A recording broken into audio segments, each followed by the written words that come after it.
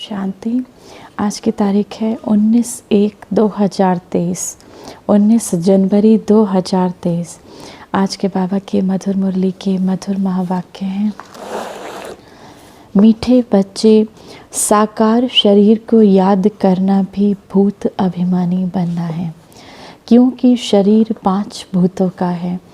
तुम्हें तो देही अभिमानी बन अपने को आत्मा समझ एक विदेही निराकारी बाप को याद करना है। प्रश्न है आज की मुरली से, सबसे सर्वोत्तम कार्य कौन सा है जो बाप ही करते हैं? उत्तर, सारी तमो प्रधान सृष्टि को सतो प्रधान सदा सुखी बना देना, ये है सबसे सर्वोत्तम कार्य जो बाप ही करते हैं। इस ऊंचे कार्य के कारण उन्हें यादगार भी बहुत ऊंचे ऊंचे बनाए हैं। इस ऊंचे कार्य के कारण ही उनके यादगार भी बहुत, शिव बाबा के कितने मंदिर हैं इस दुनिया में, तो उनके यादगार भी बहुत ऊंचे ऊंचे बनाए हैं। दूसरा प्रश्न है आज की मुरली से, किन 2 शब्दों में सारे ड्रामा का राज आ जाता है? उत्तर, पूज्य और पुजारी। जब तुम पूज्य हो तब पुरुषोत्तम हो, फिर मध्यम कनिष्ठ बनते। माया पूज्य से पुजारी बना देती है। गीत है आज की मुरली से, महफिल में जल उठी शमा।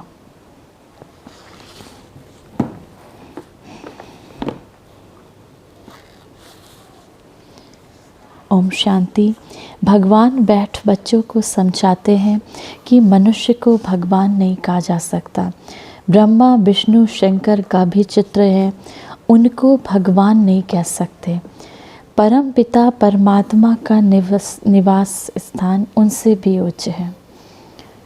जो भगवान है, ब्रह्मा विष्णु शंकर से भी परम पिता परमात्मा का निवास स्थान उनसे भी उच्च है। उनको ही प्रभु ईश्वर भगवान आदि कहते हैं। मनुष्य जब पुकारते हैं तो उन्हों को कोई भी आकार व साकार मूर्ति दिखाई नहीं पड़ती, इसीलिए किसी भी मनुष्य आकार को भगवान कह देते हैं। अब सन्यासियों को भी देखते हैं तो कहते हैं भगवान, परंतु भगवान खुद समझाते हैं कि मनुष्यों को कभी भगवान कहा नहीं जा सकता। निराकार भगवान को तो बहुत याद करते हैं। जिन्होंने गुरु नहीं किया है, छोटे बच्चे हैं, उनको भी सिखाया जाता है परमात्मा को याद करो, परंतु किस परमात्मा को याद करो ये नहीं बताया जाता। कोई भी चित्र बुद्धि में नहीं रहता है। दुख के समय कह देते हैं हे प्रभु। कोई गुरु या देवता आदि का चित्र उनके सामने नहीं आता। भल बहुत गुरु किए हों तो भी जब हे भगवान कहते हैं तो कभी उनको गुरु याद नहीं आएगा। अगर गुरु को याद कर और ही भगवान कहें तो वह मनुष्य तो जन्म मरण में आने वाला हो गया। तो ये गोया 5 तत्वों के बने हुए शरीर को याद करते हैं, जिसको 5 भूत कहा जाता है। आत्मा को भूत नहीं कहा जाता, तो वह जैसे भूत पूजा हो गई। अब इन शरीरों की पूजा करना माना, बाबा कहते हैं 5 भूत इनको कहा जाता है ना, 5 तत्व माना, 5 भूतों से 5 तत्वों से मिलकर आत्मा बनी है। तो बाबा कहे जैसे शरीर को पूजना जैसे भूत पूजा हो गई। बुद्धि योग शरीर तरफ चला गया। अगर किसी मनुष्य को भगवान समझते तो ऐसे नहीं कि उनमें जो आत्मा है उसको याद करते हैं, नहीं, आत्मा तो दोनों में है। याद करने वाले में भी है तो जिसको याद करते हैं उसमें भी है। परमात्मा को तो सर्वव्यापी कह देते हैं, परंतु परमात्मा को पाप आत्मा नहीं कहा जा सकता। वास्तव में परमात्मा नाम जब निकलता है तो बुद्धि निराकार की तरफ चली जाती है। निराकार बाप को निराकार आत्मा याद करती है, उसको देही अभिमानी कहेंगे। साकार शरीर को जो याद करते हैं वह जैसे भूत अभिमानी हैं। भूत को याद करते हैं क्योंकि अपने को आत्मा समझने बदले 5 भूतों का शरीर समझते हैं। अपने को आत्मा समझने के बदले समझते हैं कि मैं ये शरीर हूँ, और ये शरीर तो नष्ट हो जाता है। अब नाम भी शरीर पर पड़ता है। अपने को भी 5 तत्वों का भूत समझते हैं और उनको भी शरीर से याद करते हैं। देही अभिमानी तो है नहीं।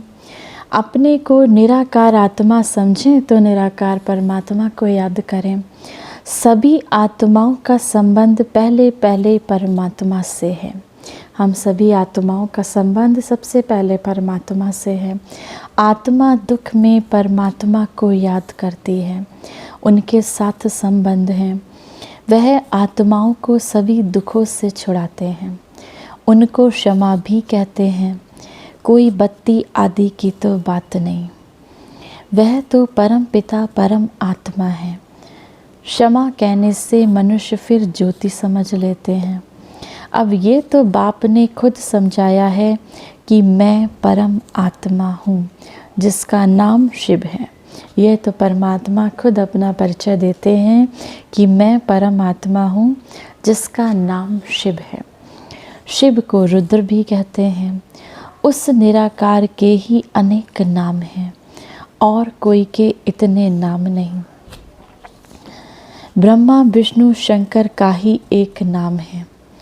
अब जो भी देहधारी हैं उनका एक ही नाम है। एक ईश्वर को ही अनेक नाम दिए जाते हैं। उनकी महिमा अपरंपार है। मनुष्य का नाम फिक्स है। अब तुम मर जीवा बने हो तो तुम्हारे पर दूसरा नाम रखा गया है, जिससे पुराना सब भूल जाए। तुम परम पिता परमात्मा के आगे जीते जी मरते हो, तो ये है मर जीवा जन्म। तो ज़रूर माता पिता पास जन्म लिया जाता है ना। तो ये बाप बैठ तुमको समझाते हैं। दुनिया तो शिव को जानती नहीं, ब्रह्मा विष्णु शंकर को जानती है। अब ब्रह्मा का दिन ब्रह्मा की रात, ये भी सुना है। ब्रह्मा द्वारा स्थापना, परंतु कैसे ये नहीं जानते। ब्रह्मा का दिन सतयुग और ब्रह्मा की रात कलयुग।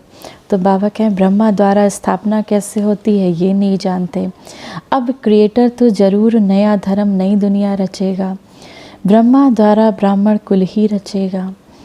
तुम ब्राह्मण ब्रह्मा को नहीं, परम पिता परमात्मा को याद करते हो, क्योंकि ब्रह्मा द्वारा तुम उनके बने हो। बाहर वाले देह अभिमानी ब्राह्मण ऐसे अपने को ब्रह्मा के बच्चे, शिव के पोत्रे नहीं कहेंगे। शिव बाबा जिसकी जयंती भी मनाते हैं, परंतु उनको ना जानने कारण उनकी कदर नहीं है। उनके मंदिर में जाते हैं, समझते हैं ये ब्रह्मा विष्णु शंकर व लक्ष्मी नारायण तो नहीं है, वह तो ज़रूर निराकार परमात्मा है। अब शिव बाबा का मंदिर जाते हैं, वहाँ शिवलिंग को देखते हैं तो समझते हैं ज़रूर वो निराकार है, ज्योति स्वरूप है। और सभी एक्टर्स अपना अपना पार्ट पुनर्जन्म लेते हैं तो भी अपना नाम धरते हैं। ये परम पिता परमात्मा एक ही है, जिसका व्यक्त नाम रूप नहीं है, परंतु मूढ़मती मनुष्य समझते नहीं। परमात्मा का यादगार है, ज़रूर वह आया होगा, स्वर्ग रचा होगा। अब परमात्मा का यादगार है तो ज़रूर उसने कुछ तो किया होगा, जो उसकी इतनी पूजा करते हैं, इतना याद करते हैं। तो बाबा कहें ज़रूर उसने स्वर्ग रचा होगा, नहीं तो स्वर्ग कौन रचेगा। अब फिर आकर ये रुद्र ज्ञान यज्ञ रचा है। इसको यज्ञ कहा जाता है क्योंकि इसमें स्वाहा होना होता है। यज्ञ तो बहुत मनुष्य रचते हैं, वह तो सब हैं भक्ति मार्ग के स्थूल यज्ञ। ये परम पिता परमात्मा स्वयं आकर यज्ञ रचते हैं, बच्चों को पढ़ाते हैं। यज्ञ जब रचते हैं तो उसमें भी ब्राह्मण लोग शास्त्र कथाएं आदि सुनाते हैं। ये बाप तो नॉलेजफुल है, कहते हैं ये गीता भागवत आदि शास्त्र सभी भक्ति मार्ग के हैं। ये मटेरियल यज्ञ भी भक्ति मार्ग के हैं। ये है ही भक्ति मार्ग का समय। ये गीता भागवत शास्त्र हवन कथाएं आदि सब क्या है, बाबा कहते हैं मटेरियल है, भक्ति मार्ग के हैं। तो बाबा कहें ये सब है ही भक्ति मार्ग का समय। जब कलयुग का अंत आए तब भक्ति का भी अंत आए, तब ही भगवान आकर मिले, क्योंकि वही भक्ति का फल देने वाला है। उनको ज्ञान सूर्य कहा जाता है, ज्ञान चंद्रमा, ज्ञान सूर्य और ज्ञान लकी सितारे। अच्छा ज्ञान सूर्य तो है बाप, फिर माता चाहिए ज्ञान चंद्रमा। तो जिस तन में प्रवेश किया वह हो गई ज्ञान चंद्रमा माता, और बाकी सब हैं बच्चे लकी सितारे। ज्ञान सूर्य हमारा परमात्मा शिव, जिसके तन में प्रवेश किया ब्रह्मा बाबा, वो हो गई ज्ञान चंद्रमा माता, और बाकी हम सब बाबा के बच्चे लकी सितारे। इस हिसाब से जगदम्बा भी लकी स्टार हो गई, क्योंकि बच्ची ठहरे ना। स्टार्स में भी कोई सबसे तीखा होता है, वैसे यहाँ भी नंबरवार हैं। वह है स्थूल आकाश के सूर्य, चांद्र और सितारे। यह है ज्ञान की बातें। अब वो तो हैं स्थूल आकाश के सूर्य, चांद, सितारे, तो किसी के प्रकाश बहुत तेज़ होता है, किसी का हल्का होता है। तो बाबा कहते हैं इसमें भी नंबरवार हैं। जैसे वह पानी की नदियाँ, और ये हैं ज्ञान की नदियाँ, जो ज्ञान के सागर से निकली हैं। आप सब बाबा के बच्चे ज्ञान की नदियाँ, जो इससे परमपिता परमात्मा शिव ज्ञान के सागर से निकली हैं। अब शिव जयंती मनाते हैं, जरूर वह सारे सृष्टि का बाप आते हैं, आकर जरूर स्वर्ग रचते होंगे। बाप आते ही हैं आदि सनातन देवी देवता धर्म की स्थापना करने, जो प्राय अभी लोप हो गया। गवर्नमेंट भी कोई धर्म को नहीं मानती, कहते हैं हमारा कोई धर्म नहीं। ये ठीक कहते हैं। बाप भी कहते हैं भारत का आदि सनातन देवी देवता धर्म अब प्राय लोप है, उस समय है नहीं। धर्म में ताकत रहती है। भारतवासी अपने दैवी धर्म में थे तो बहुत सुखी थे। जब सतयुग में अपने दैवी धर्म में थे तो बहुत सुखी थे। वर्ल्ड ऑलमाइटी अथॉरिटी राज्य था, पुरुषोत्तम राज्य करते थे। श्री लक्ष्मी नारायण को पुरुषोत्तम कहा जाता है। नंबरवार ऊंच नीच तो होते हैं, सर्वोत्तम पुरुष, उत्तम पुरुष, मध्यम, कनिष्ठ पुरुष तो होते ही हैं। पहले पहले सभी से सर्वोत्तम पुरुष जो बनते हैं, वही फिर मध्यम कनिष्ठ बनते हैं। तो लक्ष्मी नारायण हैं पुरुषोत्तम, सभी पुरुषों में उत्तम। फिर धीरे धीरे नीचे उतरते आए तो देवता से क्षत्रिय, क्षत्रिय से फिर वैश्य, फिर शूद्र कनिष्ठ बनते हैं।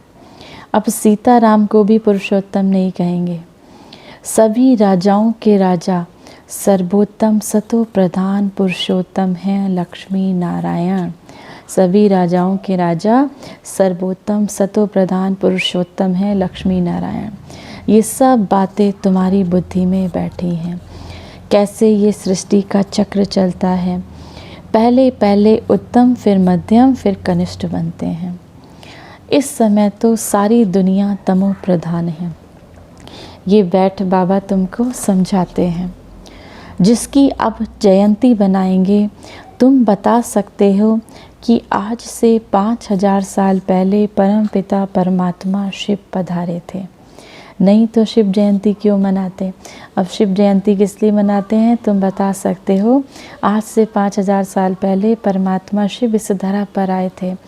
परमपिता परमात्मा जरूर बच्चों के लिए सौगात लेकर आएंगे और ज़रूर कोई सर्वोत्तम कार्य करेंगे। अब इस सारी तमो प्रधान सृष्टि को सतो प्रधान सदा सुखी बनाते हैं। जितना ऊंच है उतना ऊंच यादगार भी था। जिस मंदिर को लूट कर ले गए, मनुष्य चढ़ाई करते ही हैं धन के लिए। फॉरेन से भी आए धन के लिए। उस समय भी धन बहुत था, परंतु माया रावण ने भारत को कौड़ी तुल्य बना दिया। जब सतयुग में थे तो अथाह धन था, तो बाबा कहें लेकिन माया रावण ने, जब से माया के 5 विकार शुरू हुए तब से भारत को कौड़ी तुल्य बना दिया। बाप आकर फिर से हीरे तुल्य बनाते हैं। ऐसे शिव बाबा को कोई भी नहीं जानते, कह देते हैं सर्वव्यापी है, परमात्मा सर्वव्यापी है। ये कहना भी बहुत बड़ी भूल है। नैया पार करने वाला सतगुरु एक है और डुबाने वाले बहुत हैं। सभी विषय सागर में डूबे हुए हैं। तब तो कहते हैं इस असार संसार विषय सागर से उस पार ले चलो जहाँ क्षीर सागर है। गाया भी जाता है विष्णु क्षीर सागर में रहते थे, अब स्वर्ग को ही क्षीर सागर कहा जाता है। तो सारी जो भी सुख हैं, जितने जो याद करते हैं कि हमें उस विषय सागर से पार ले चलो, तो बाबा कहते हैं सुख के सागर क्षीर सागर स्वर्ग को ही कहा जाता है, सुख का सागर। तो जहाँ लक्ष्मी नारायण राज्य करते थे, बाकी ऐसा नहीं कि विष्णु वहाँ क्षीर सागर में विश्राम करते थे। वो लोग तो बड़ा तालाब बनाकर उसके बीच में विष्णु को रखते हैं। विष्णु भी बहुत लंबा चौड़ा बनाते हैं, इतने बड़े तो लक्ष्मी नारायण होते नहीं, बहुत बाबा कहते हैं 6 फुट के होंगे। पांडवों के भी बड़े बड़े बुत बनाते हैं, और रावण का तो बहुत बड़ा बुत बना दिया है। बड़ा नाम है तो बड़ा चित्र बनाते हैं। बाबा का नाम भल बड़ा है, परंतु उनका चित्र छोटा है।